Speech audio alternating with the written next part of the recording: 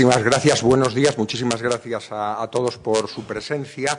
Quería agradecer, bueno, pues muy sinceramente a Felipe de Basa, a Raúl Ramírez, su invitación a participar en este foro, en estas terceras jornadas. Ya he tenido la oportunidad de estar precisamente en el campus de Vicálvaro y en esta misma sala con motivo de otros seminarios organizados también por la profesora Sara Núñez de Prado y el profesor Raúl Ramírez, y para mí sí que es un honor y un placer compartir esta mañana con todos ustedes. Siempre me he sentido muy bien, y me he sentido muy bien porque, lo ha dicho la doctora Sara Núñez, pues somos amigos de mucho tiempo, y las palabras que ha pronunciado pues son verdaderamente fruto de la amistad, por supuesto, muchísimo más que de estos méritos, ¿no? Así que, insisto, muchísimas gracias. De verdad que es un honor, como sabéis, y un placer, e insisto, a todos ustedes. Además, en efecto, por mi línea de investigación y mi interés ha estado más en relación fundamentalmente con el espacio soviético, la Europa centrooriental, pero inevitablemente en la historia del mundo actual y en el mundo actual, efectivamente, la influencia asiática y de China, y por supuesto a lo largo de estas últimas décadas, es imprescindible, ¿no? Hay que contar con ella, hay que tratar de entender su posición y valorar, ¿no?, las relaciones y a veces las no relaciones con otros mundos. La conferencia, la intervención, como han visto, trata de ir más un poco a mi terreno, fundamentalmente basándonos en esos, tomando como referencia el año 1989, el año, entre otras muchas cosas, de la caída del muro de Berlín, de Tiananmen, de tantos otros acontecimientos que transformaron o que iniciaron la transformación del mundo, de la Guerra Fría también en África y en América Latina, para hacer una breve reflexión sobre algunos puntos que espero puedan ser de su interés y luego, por supuesto, hablar sobre ellos respecto a algunos de los elementos clave para entender precisamente el por qué el modelo soviético tuvo un final, tuvo un colapso tan precipitado, tan inopinado también, y en cambio el modelo chino siguió adelante y sin duda con éxito. Desde luego sería una osadía por mi parte, teniendo aquí a Felipe, a Raúl, y aunque no tenía el placer, el profesor Cristian Careaga, antes se ha hablado de ese libro imprescindible, a mí me parece enormemente sugestivo, como los que han publicado los profesores, tratar de dar o de explicar algo del modelo chino, y por tanto, cuando hable también, por supuesto, de China, que es lo sustancial en estas jornadas, lo haré precisamente en referencia al modelo soviético, para tratar de ver las similitudes y sobre todo las disimilitudes, ¿no?, en aquella década crucial y sobre todo en aquellos años cruciales en torno a mediados de la década de los 80, 1989 y los años posteriores. Desde una reflexión, eso sí, histórica, ya digo, que nos puede, insisto, al menos abrir alguna puerta o incentivar luego la discusión o los comentarios. Gracias, por tanto. En efecto, en 1985, comenzando por la Unión Soviética, tiene lugar un acontecimiento de enorme relevancia que va a marcar, fíjense, entre el 85 y el 91, en un breve espacio de tiempo, el fin de la gran superpotencia soviética, esa superpotencia que junto con los Estados Unidos había marcado la historia de la Guerra Fría, nada más y nada menos que la historia posterior a 1945, y como sabemos, no solamente en Europa, sino, por supuesto, también en todo el mundo, ¿no? Un nuevo secretario general, con vitola de reformador, como veremos en el caso chino, en el caso soviético, Mikhail Gorbachev, llegaba en la primavera de 1985 a la Secretaría General del Partido Comunista de la Unión Soviética, después de unos años, desde mediados, finales de los 70, en el que era evidente que se estaba produciendo un cierto agotamiento de un modelo, ¿no? Tanto por los enormes problemas económicos que arrastraba la superpotencia, como los propios problemas dentro del Partido Único, del Partido Comunista de la Unión Soviética, como el inicio de tensiones también nacionalistas dentro del propio espacio soviético. De pronto, por fin, el Comité Central del partido decide apostar por una persona más joven dentro de lo que era esa gerontocracia, una media de edad en el Comité Central del que estaba llamado a ser el Partido Revolucionario, una media de edad en torno a los 72, 73 años, un hombre de los 50 años, ya no había vivido la Revolución de Octubre, y que se plantea, a la altura de mediados de los años 80, la necesidad de cambiar o de transformar internamente ese sistema, ese modelo político, social, económico soviético que provenía, como sabemos, después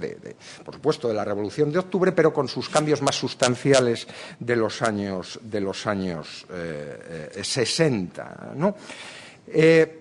Gorbachov plantea esa gran reforma, esa gran transformación que va a pasar a Occidente con el nombre de perestroika, que en realidad solamente quiere decir reestructuración, cambio, pero que supone o pretende suponer una batería de propuestas, de reformas que abordaran toda la realidad soviética, desde el partido a la concepción de la familia, desde la demografía a los cambios económicos. En definitiva, eso, ¿no? Una reestructuración del sistema, pero siempre, y eso hay que pensarlo así, desde la perspectiva del marxismo-leninismo. En principio, por supuesto, Gorbachov y todo su equipo, el equipo dirigente que va a llegar con él, o que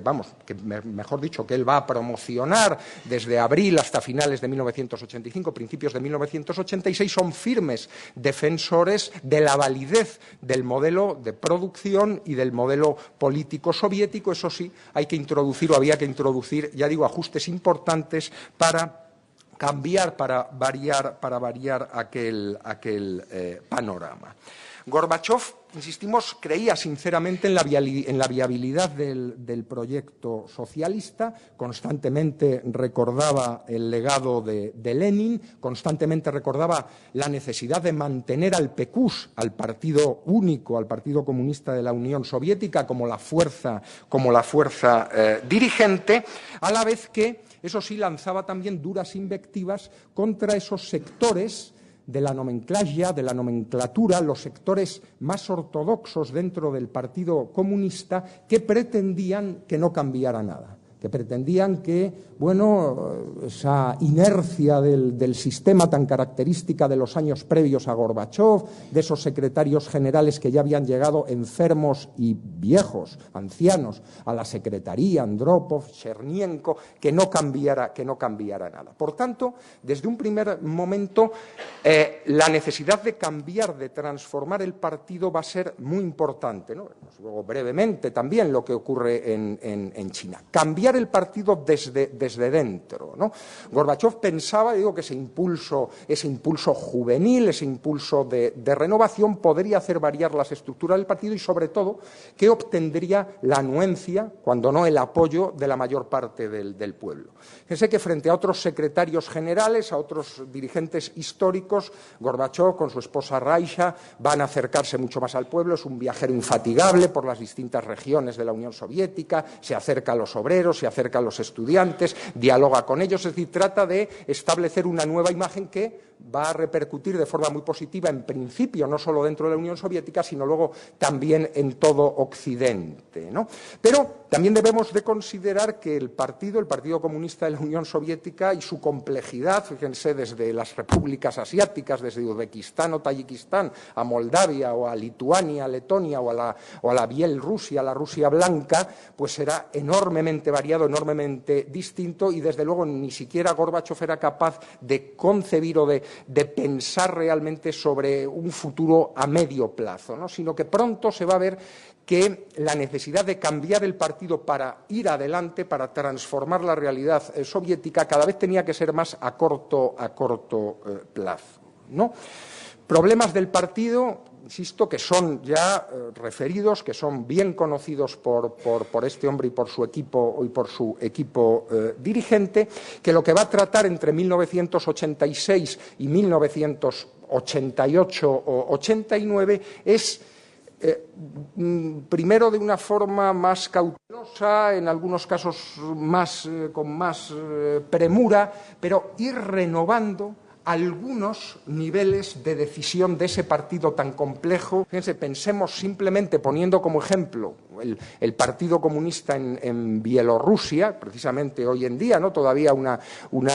dictadura en Europa, el Comité Central del partido en Bielorrusia, prácticamente el 80% en 1986 eran miembros que ya formaban parte del comité central a la muerte de Stalin en 1953, ¿no? O en las repúblicas asiáticas, en Uzbekistán, donde en torno al 70, el 80% formaban parte también de la misma élite de hacía 30 años. Esto es lo que va a tratar de variar Gorbachov, porque era imposible cambiar el partido sin cambiar las personas. Sin embargo, el gran problema de esos años, 86, 87, 88, dentro de la problemática del partido, es que esos cambios se van a producir en un nivel efectivamente elevado de comités centrales, de Politburo, de determinadas direcciones de las granjas colectivas, de los kolyotzia, de los complejos industriales, pero va a ser mucho más difícil variar, cambiar las personas que tienen una posición de poder en el intermedio, en los niveles intermedios del partido, pero que son esos niveles los que tienen una relación más estrecha con la vida cotidiana, ¿no? Y donde se producen también los casos más flagrantes, bueno, por supuesto el comité, pero algunos de los casos más flagrantes de corrupción política, de corrupción administrativa y de corrupción económica, ¿no? Hay que pensar que con datos, no de la propaganda capitalista occidental del momento, sino con datos, con informes del propio Gosplan, de la propia Oficina Central de Planificación, en 1986 se calculaba que un 32% de la economía soviética era una economía sumergida. Esto en un país socialista era algo absurdo, ¿no? Podía ser algo absurdo, ¿no? Los niveles, por tanto, los niveles de corrupción eran muy elevados. Transformar el partido, dar posibilidad a una mayor pluralidad interna, por ejemplo, en el caso de las universidades, permitiendo una mayor liberalidad en la prensa universitaria, en las agrupaciones universitarias, aunque la oficial continuara siendo la de las Komsomol, de las Juventudes Comunistas Universitarias, pero permitir la cierta pluralidad. Esto se debía extender al resto de los grupos sociales, al resto de las organizaciones y, sobre todo, el hecho de que ese cambio, ¿no?, esa transformación interna del partido en esos años generara mayor ilusión, expectativas de mejora. Sobre esto el discurso de los reformadores soviéticos es constante en los años 86. La necesidad de crear mejores expectativas para la población, que el Partido Comunista no fuera entendido únicamente como una plataforma de promoción, muy obsoleta, pero plataforma de promoción, sino una plataforma de todo ese pueblo soviético que, ya digo, con distintas perspectivas, con distintos planteamientos, aunque dentro de la idea general del partido pudiesen renovar, pudiesen cambiar, ¿no?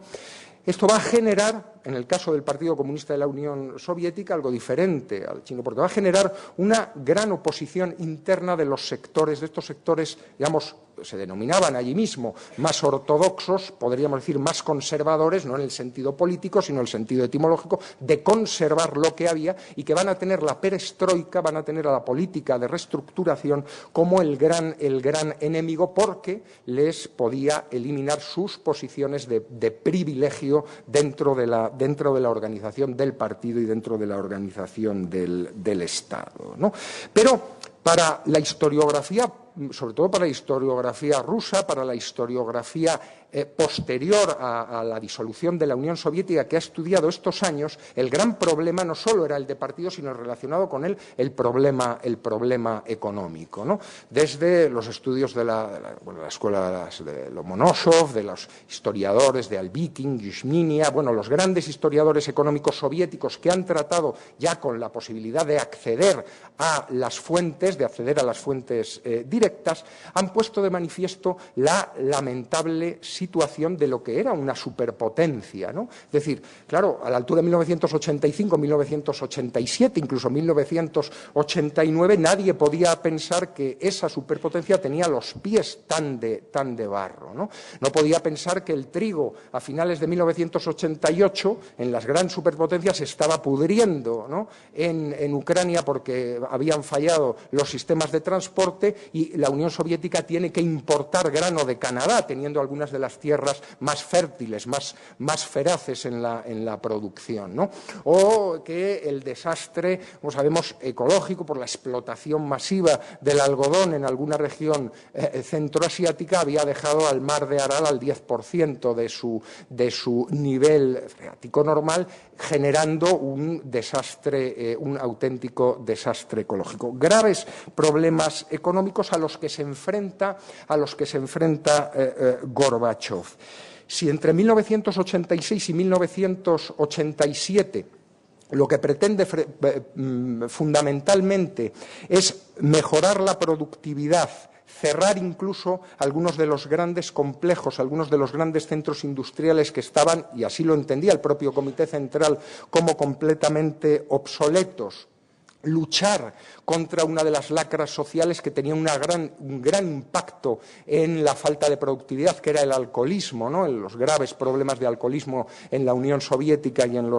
los países del este, es decir, una serie de medidas internas, pero en principio no muy bien conjuntadas. A partir de 1988 y hasta el 90, lo que va a hacer el Kremlin, lo que va a hacer Gorbachov, va a ser plantear una serie de grandes reformas económicas que precisamente, en buena medida, por la inercia, cuando no por la oposición de la nomenclatura, no van a poder salir adelante. Va a ser un plan tras un plan, un programa tras un programa económico,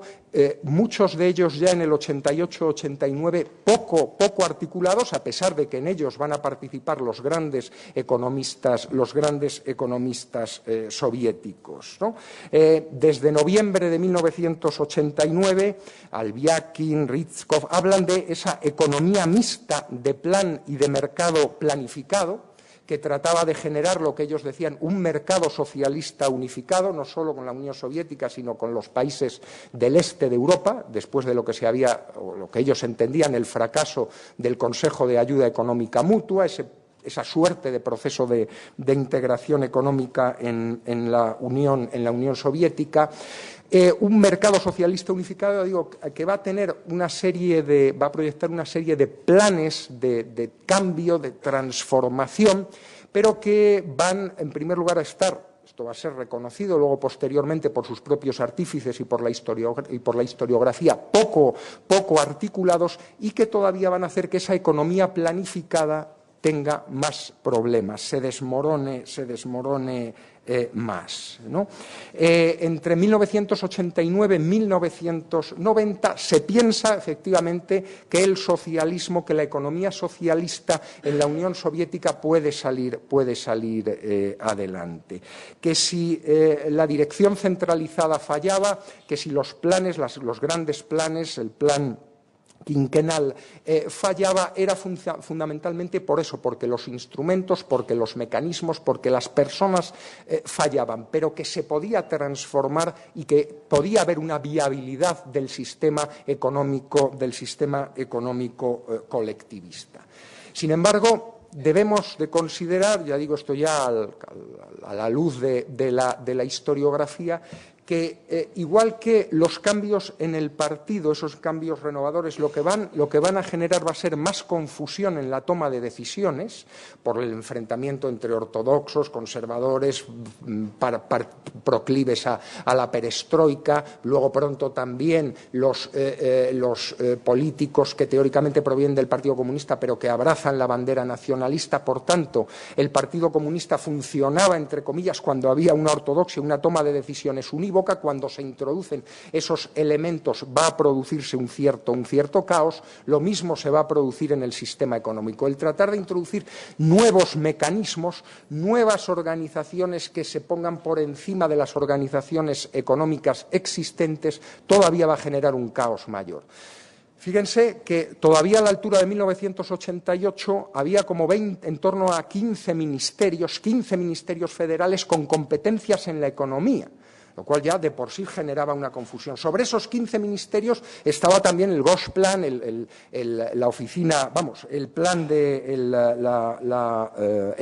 Oficina Central de Planificación, y además existía una comisión estatal para la reforma económica que habría creado Gorbachov.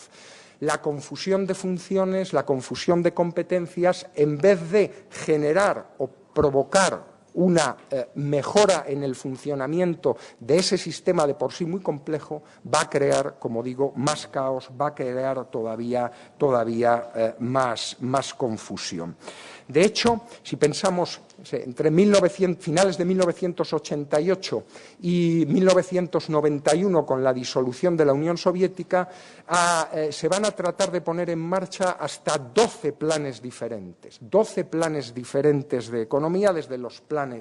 Rishkov hasta el plan de los 500 días, hasta el plan Shatalin, una serie de planes de reforma globales que, en realidad, claro, por el escaso tiempo eran imposibles de ponerse en práctica, pero es que prácticamente era imposible de que las directivas llegaran a las propias unidades de producción, llegaran a los complejos industriales, llegaran a las granjas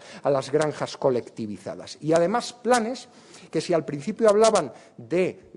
los mercados socialistas unificados, de la generación de un sistema de precios socialistas, de volver a dar más validez al rublo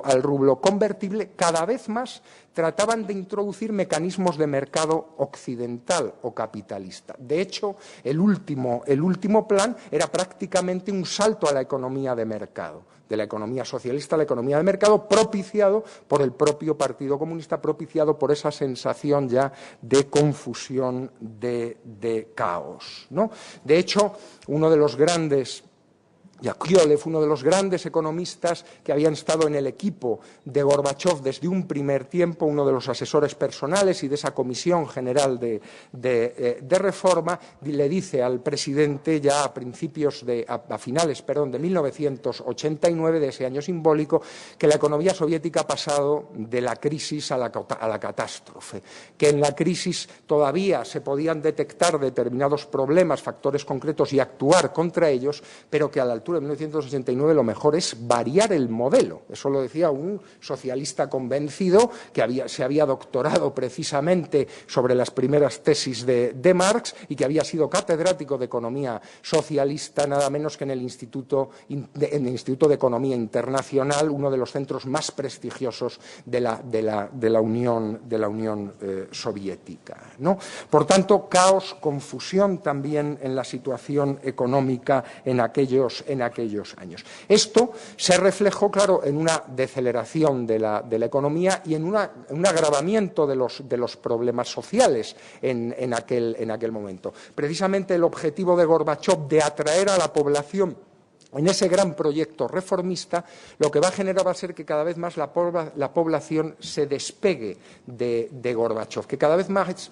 Gorbachov tenga buena prensa, tenga buen predicamento entre los dirigentes occidentales, en los países occidentales, precisamente por también su cambio en la política exterior, de flexibilización, de mejora de las relaciones con Occidente, y en cambio, cada vez en esos años, del 87, 88 al 90, cada vez sea más criticado dentro de su propio país, porque había generado algo que no habían generado los secretarios generales últimos: expectativas de cambio, expectativas de mejora mejora socioeconómica, y eso contrastaba con una realidad que iba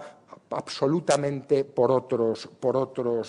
derroteros, ¿no? Esto va a generar, digo, una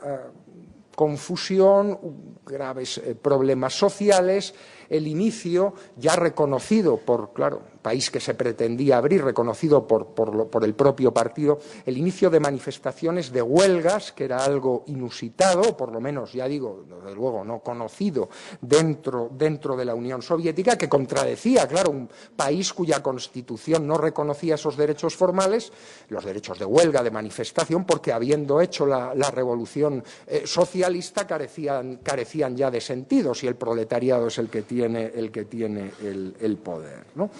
Por tanto, a la altura de 1990, los índices de popularidad de Gorbachov y de su equipo estaban por los suelos. Había caído, la renta nacional había caído un 3,5% entre julio y septiembre del 90, un 8,5% en los siguientes meses, datos de la Oficina Central de Información del partido, que eran los más fidedignos porque no eran los que llegaban a la población, sino eran para consumo interno del Comité Central. Ya digo, el enconamiento de las huelgas, desde los Urales hasta incluso repúblicas asiáticas como Uzbekistán y Turkmenistán, y por supuesto en la propia Rusia y en Ucrania. Y esto, ya digo, no solamente, claro, no había mejorado el nivel de vida de la población, sino que había generado todavía una escasez mayor de recursos, una escasez mayor de bienes de todo tipo. Incluso había zonas en las que, como Magui Lavigne dice, se había vuelto al trueque, aparte de que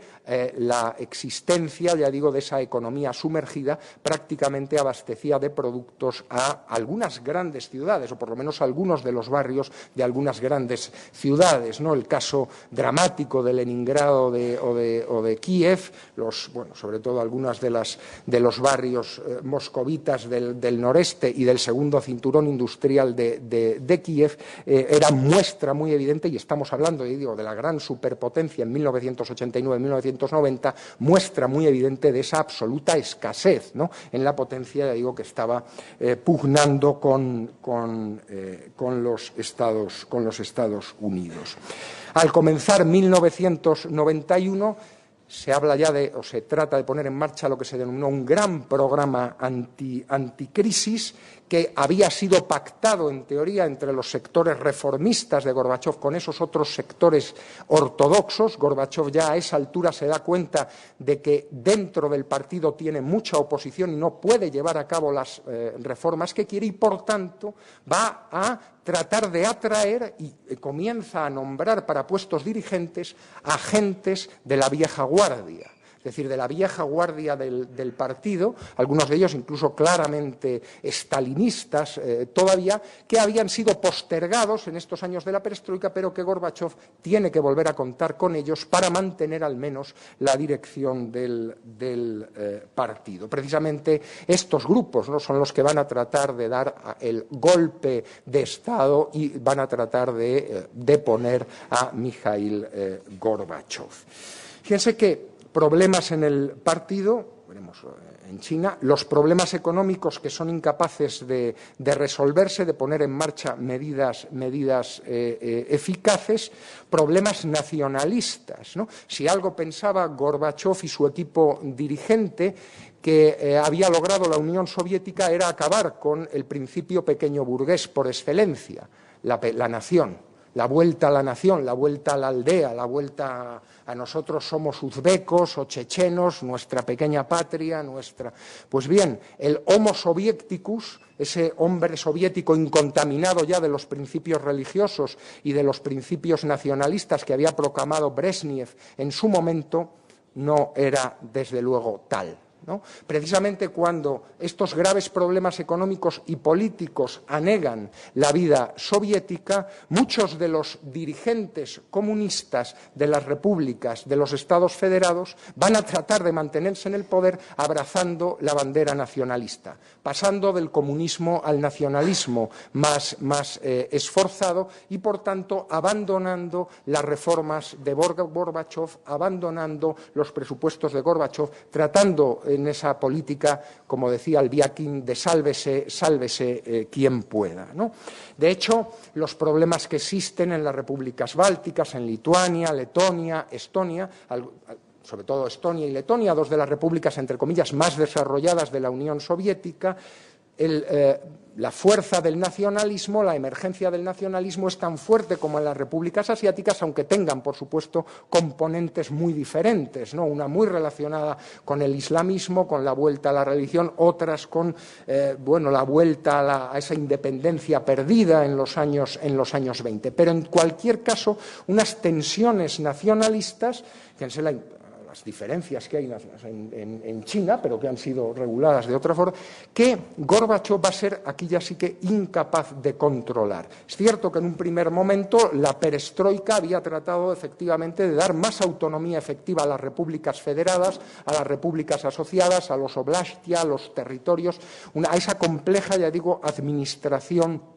político-administrativa soviética. Pero esa autonomía, digo, va a ser en buena medida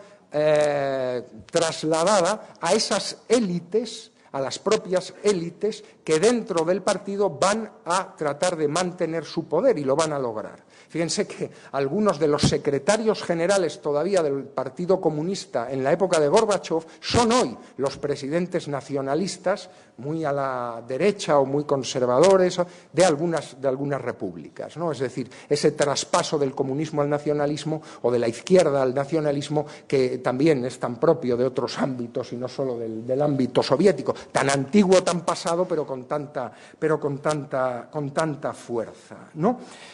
Problemas económicos que se unen, además, a los problemas, ya digo, nacionalistas en algunas de las repúblicas, en algunos de los territorios, hasta el punto de que en 1989-1990 el propio Comité Central del partido, insisto, ya la documentación ha podido ser estudiada, reconoce que su poder, fíjense, el poder del todopoderoso Partido Comunista de la Unión Soviética no llega a determinados territorios y que los funcionarios o los dirigentes políticos de esos territorios funcionan autónomamente, ¿no? Incluso lo más preocupante para ellos en aquellos años que incluso algunos mandos militares funcionan a su vez. Es decir, hay una sensación de implosión, una sensación de descomposición interna. Las reformas económicas, las reformas políticas, incluso esas reformas sociales que Gorbachov impulsa desde 1986, en 4 o 5 años, han desestabilizado al modelo soviético, han desestabilizado a la gran superpotencia, por supuesto que arrastraba todos esos otros problemas estructurales, todos esos otros graves problemas que provenían de antes, ¿no? Esa sensación de confusión, esa sensación de caos que aparece en los dirigentes económicos, políticos del partido a lo largo, a finales de 1989, a lo largo de 1990, son también o han sido ya de alguna forma trasladados, han pasado a la opinión pública. Fíjense que esto va a ser muy importante respecto a la toma de conciencia en esos años de la opinión pública, no ya casi podemos decir soviética, sino de los distintos pueblos que configuraban la URSS. Pravda, Iskria, la agencia oficial TASS, es decir, por supuesto la televisión soviética, la radio, los grandes medios de comunicación que habían cuidado tanto el Partido Comunista de la Unión Soviética. No olvidemos que el director de Pravda era miembro nato del Comité Central, del Politburó, que el director de todo el complejo de televisiones y radiofónico soviético también lo era, es decir, claro, son posiciones muy importantes porque era la forma de trasladar los planteamientos, la ideología hacia a la sociedad.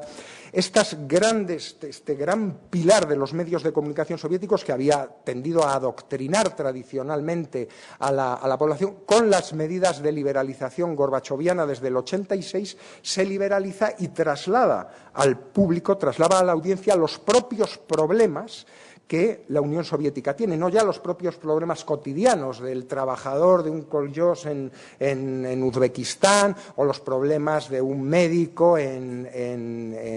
Minsk, ¿no? Sino los problemas generales del país, y más aún cuando ese país está perdiendo a pasos agigantados posiciones relativas respecto a su gran enemigo, rival tradicional, a los Estados Unidos y al mundo capitalista. Esto quiere decir, esto ha sido luego bastante estudiado con esta práctica de las memorias, de las investigaciones de campo sobre cómo los soviéticos o cómo la población vivía esos años. Pues claro, el paso había sido un gran golpe psicológico, un gran golpe que había pasado de no tener expectativas a principios de los años 80 con Chernienka, con Andropov, a generar unas grandes expectativas, a de pronto un hundimiento, es decir, una gran confusión en la propia mentalidad colectiva del soviético, que hace que una gran parte de la población, en primer lugar, ya deteste, critique a Gorbachov y que se una a las llamadas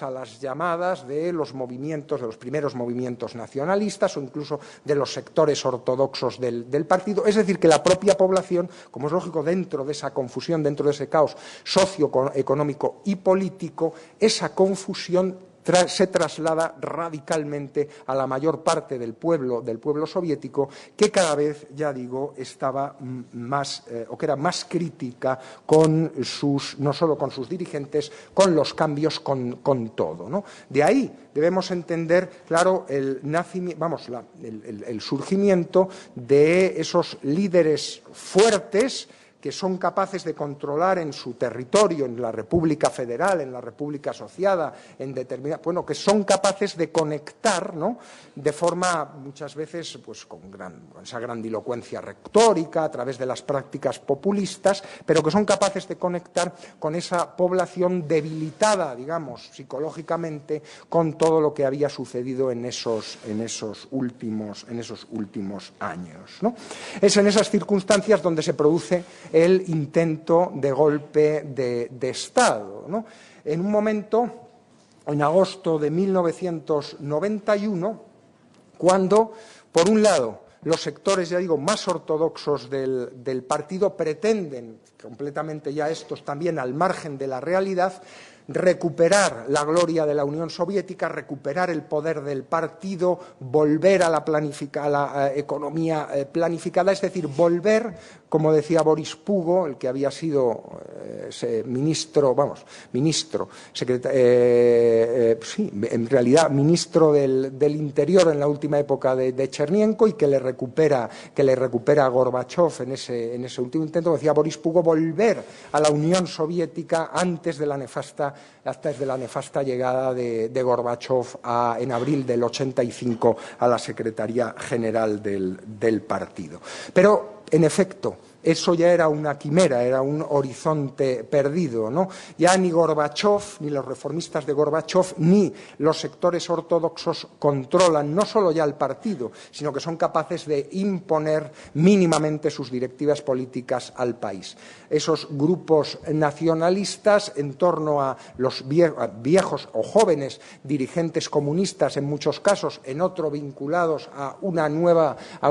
generación de políticos, esto en los menos, realmente ya van funcionando prácticamente de forma autónoma a principios de 1991 en sus respectivos territorios, ¿no? Como dijo, y efectivamente tenía razón, James Baker en aquel momento, ¿no?, el secretario de Estado norteamericano, los ortodoxos comunistas y los nacionalistas de la Unión Soviética hicieron por nosotros, se hicieron por los Estados Unidos en 3 días lo que nosotros hubiéramos tardado 15 o 20 años en hacer, ¿no? Es decir, en 3 días ya, con el intento de golpe de Estado, la descomposición es un hecho, ¿no? El 25 de diciembre de 1991, el día de Navidad, Gorbachov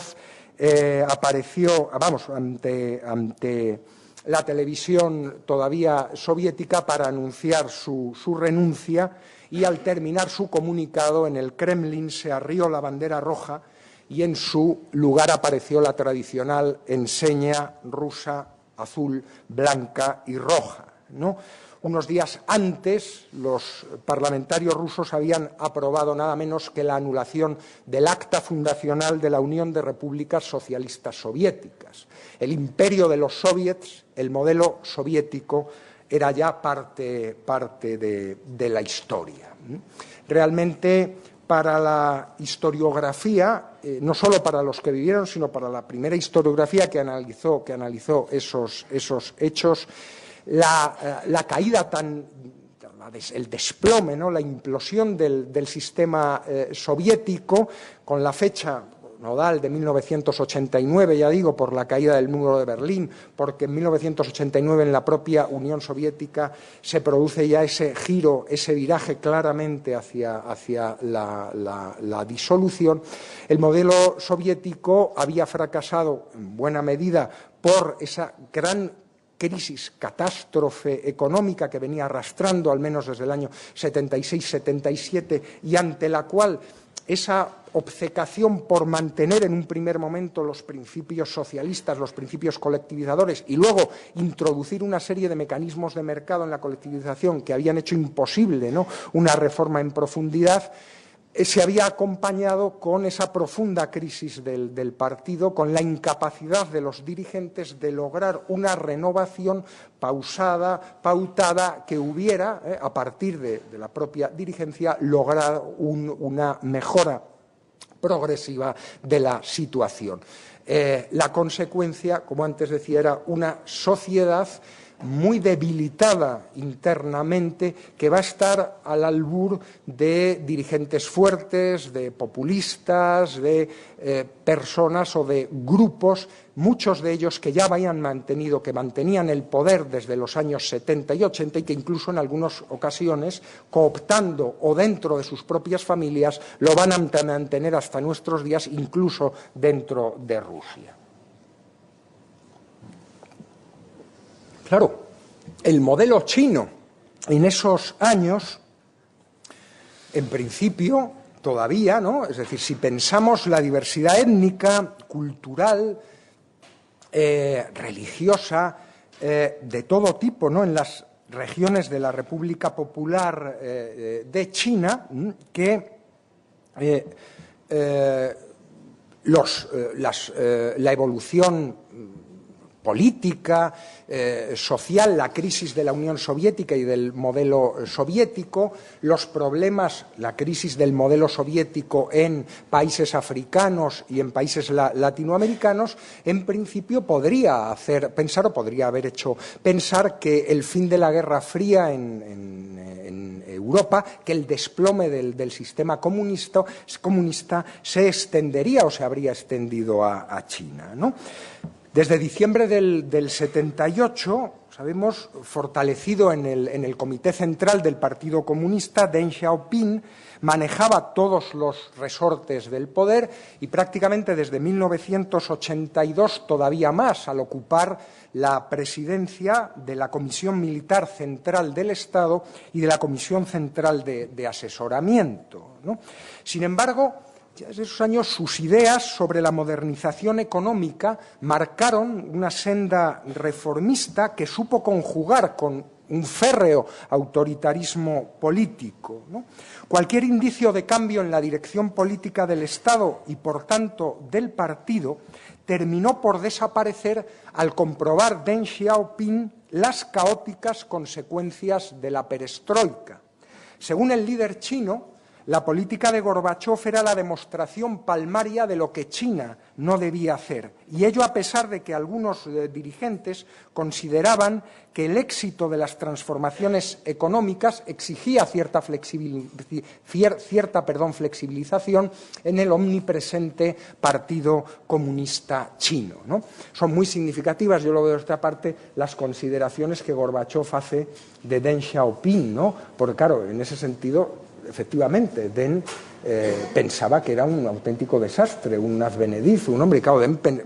Gorbachov piensa que Deng algunas veces le compara con los secretarios generales mamotréticos de tal, viendo efectivamente, ¿no?, esas enormes diferencias. En la administración estatal y económica, Deng propició una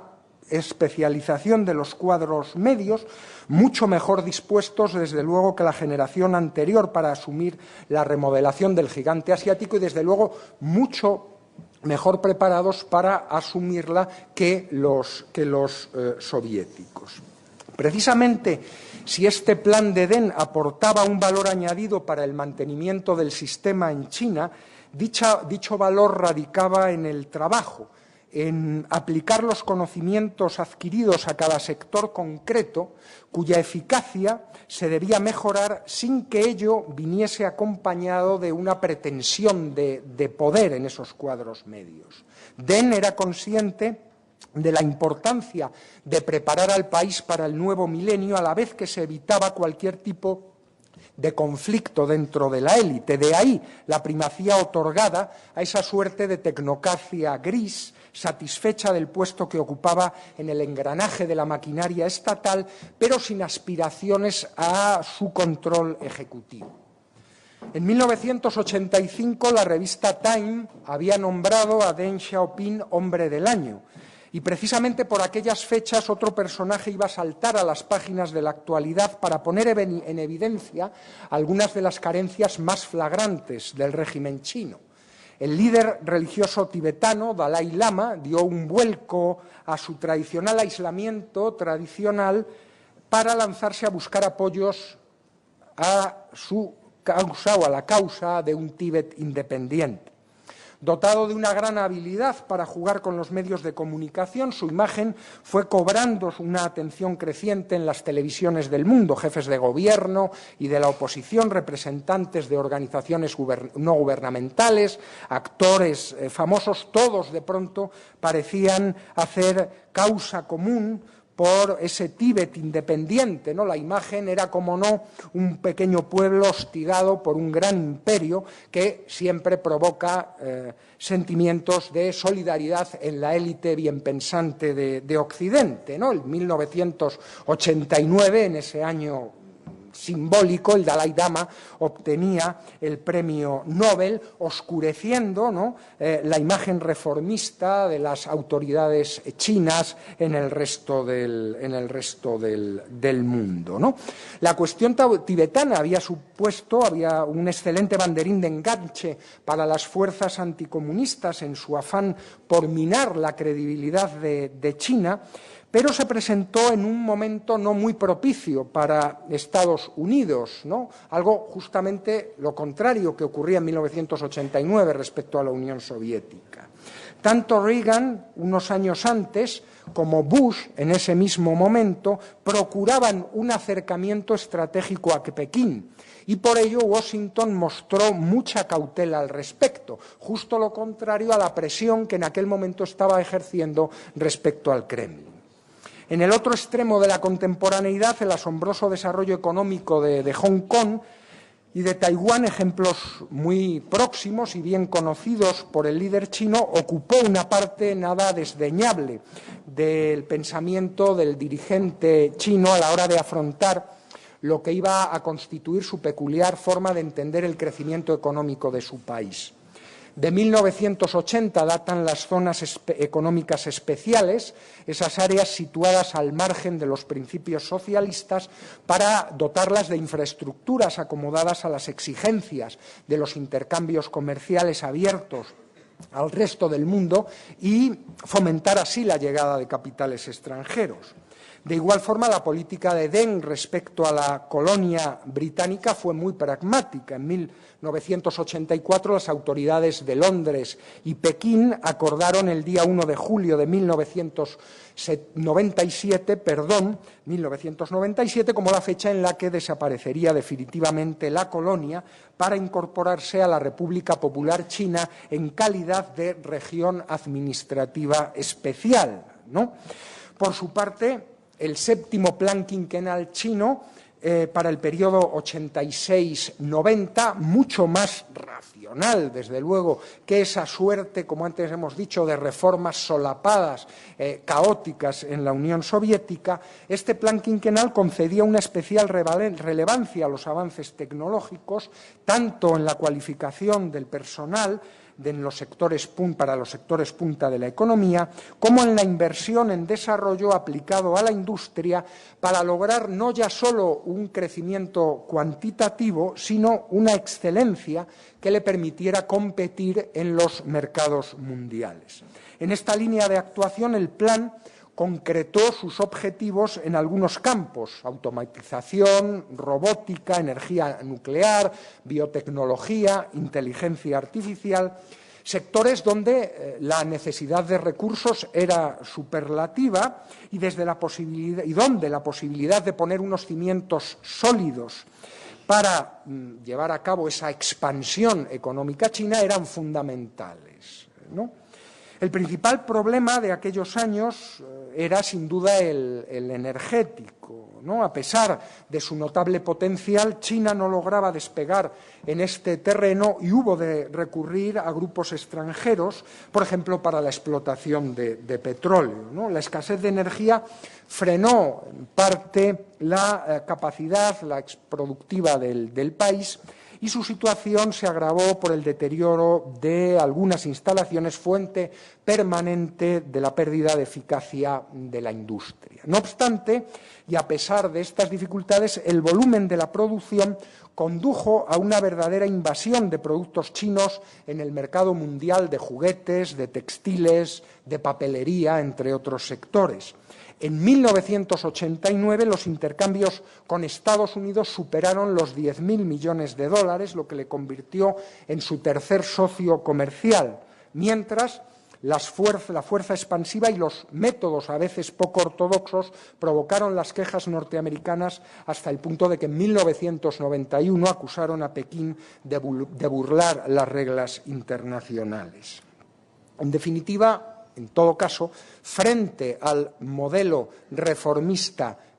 soviético, el cambio, la racionalización, el pensar en determinados sectores donde había que invertir, en determinados sectores no solo productivos, sino en la cualificación de personal, la coordinación no tenía, insisto, o no tuvo nada que ver, como hemos podido comprobar, con el ejemplo soviético. Respecto al partido, unos años antes, en 1987, Zhao Ziyang había llegado a la secretaría del Partido Comunista con el apoyo explícito de Deng Xiaoping. Si bien no era partidario del modelo occidental de democracia, su intervención en el 13º Congreso del Partido Comunista, celebrado en octubre de aquel mismo año, reveló unos ímpetus reformadores más avanzados de lo que pensaban, entre otros muchos, el propio Deng y el primer ministro Li Peng. Aunque ambiguos, sus planteamientos anunciaban una mayor separación de las funciones del partido y del Estado, una lucha sin cuartel contra la corrupción y una cierta liberalización en los ámbitos culturales y periodísticos. En definitiva, como algunos periodistas dijeron en aquel momento, una perestroika o una cierta perestroika a la China. Ello no obstante, la capacidad de Deng para influir en el desarrollo de las sesiones del Congreso y trazar el futuro del partido se dejó sentir. La llegada de caras nuevas, mucho más jóvenes, al Comité Central daba a entender ese rejuvenecimiento también físico de las ideas, y el propio Deng abandonó este órgano para simbolizar el cambio, aunque no hizo lo mismo, pues continuó estando al frente de la dirección de la Comisión Militar. Así, después, A mediados de los años 80, el gobierno siguió una cierta senda liberalizadora dentro del ámbito económico, al facilitar paulatinamente que determinadas empresas se despegaran del control político con el fin de permitirles buena financiación y gestionar sus intereses con los beneficios obtenidos, ¿no? Si, por un lado, las reacciones de adhesión a las propuestas reformistas del XIII Congreso no se dejaron esperar entre los elementos más activos de la sociedad, en especial los estudiantes, por otro lado, también, claro, las desigualdades económicas y los flagrantes casos de corrupción impulsaron a esos mismos sectores más juveniles, a los estudiantes, a los nuevos cuadros, a protestar, ¿no? Precisamente, otra vez, 1989, durante la primavera del 89, las protestas fueron subiendo de tono en algunas ciudades del país, mientras las huelgas hacían acto de presencia y el secretario general del Partido Comunista, Hu Yaobang, que había dimitido en enero de 1987 por las presiones del Politburó contra su exceso celo reformista, moría, ¿no?, en aquel año también por un ataque cardíaco. Como símbolo de una época, quien había tolerado la agitación estudiantil entre 1985 y 86, convertido ahora en referente de la lucha por las libertades, desaparecía antes de que el gobierno pudiera extinguir la llama que él había contribuido a avivar. En aquel contexto, a finales de abril, nació una asociación autónoma de estudiantes, entre cuyas peticiones figuraba la libertad de expresión, la mejora de dotación de universidades. En definitiva, bueno, una actitud de cambio que, fíjense, curiosamente, se vio reforzada por la visita de Mikhail Gorbachov a China en mayo de 1989. Simbólicamente, su presencia parecía confirmar el inicio de una transición en China, al menos entre los más optimistas. Sin embargo, ya, en fin, las decisiones estaban tomadas sobre lo que hacer con los manifestantes de Tiananmen y, en efecto, en la noche del 3 al 4 de junio, las tropas del Ejército Popular de Liberación acabaron con la resistencia de quienes con tanto ímpetu habían desafiado al poder comunista. Efectivamente, esa perestroika a la China o ese caos que Gorbachov había generado en su país y que así había sido reconocido por Deng y por otros dirigentes chinos, no iba a llegar al país. Deng y sus seguidores habían tenido, como decía antes, muy presente la deriva de la Unión Soviética, el callejón sin salida al que había conducido, según su análisis, la falta de criterio de Gorbachov, y no querían, desde luego, repetir su experiencia. El Partido Comunista amplió implacablemente sus campañas propagandísticas, negando lo sucedido, escudándose en una defensa de las costumbres y de las formas de vida tradicionales, y incluso el 22 de mayo, acusado de conspiración burguesa, fue obligado a dimitir el secretario general Zhao Ziyang y le sustituyó el hasta entonces alcalde de Shanghái, Jian Zemin.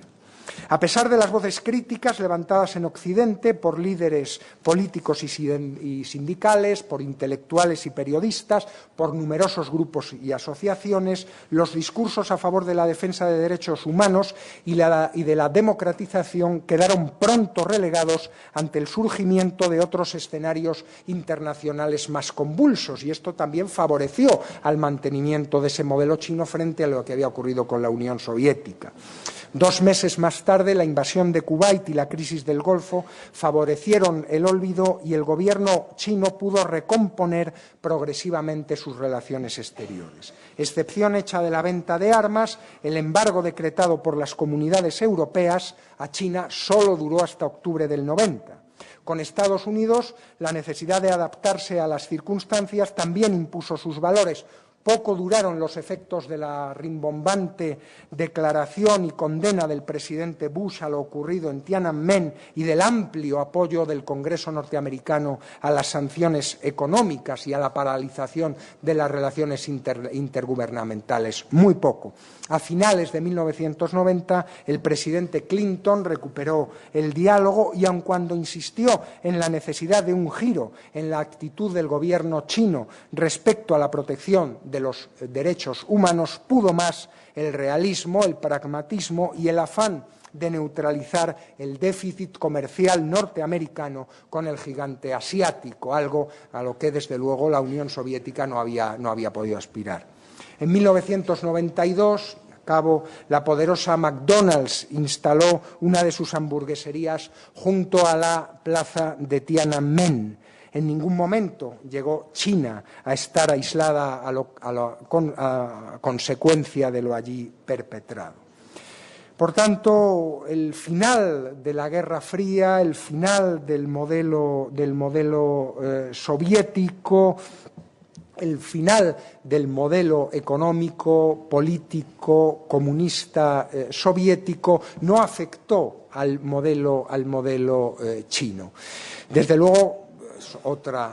por supuesto, otra conferencia, ¿no? Las peculiares, por llamarlas así, relaciones entre China y la Unión Soviética desde los años 40, desde el surgimiento de la República Popular, habían mostrado las enormes diferencias de criterio. Y esas diferencias de criterio, tanto en el partido como en la economía, como en la sociedad, habían afectado desde luego a los años 80, mediados de los 80, hasta finales de esta misma década. La implosión, el hundimiento soviético, desde luego no afectó al modelo chino, que, como sabemos, continúa su evolución exitosa y continúa un proyecto de reformas que conocen también mis queridos colegas de mesa. Muchísimas gracias por su atención.